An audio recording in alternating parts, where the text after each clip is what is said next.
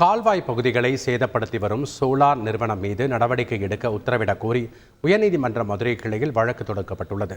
கிருஷ்ணசாமி என்பவர் உயர்நீதிமன்ற மதுரை கிளையில் தாக்கல் செய்த பொதுநல வழக்கில் நெல்லை மாவட்டம் தடியம்பட்டி கண்மாயிலிருந்து வரும் உபரி நீர் வரத்து கால்வாயை அழகேந்திரா எக்ஸ்போர்ட் எனும் தனியார் நிறுவனம் சோலார் பேனல்கள் அமைப்பதற்காக அனுமதியின்றி கால்வாய்களை மூடி வருவதாக கூறியுள்ளார்.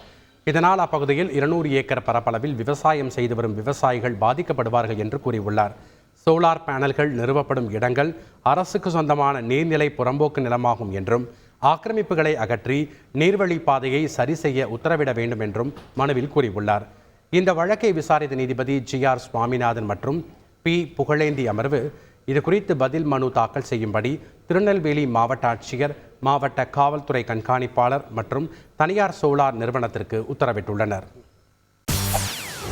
செய்திகளை உடனுக்குடன் தெரிந்து கொள்ள உடனே சப்ஸ்கிரைப் பண்ணுங்க.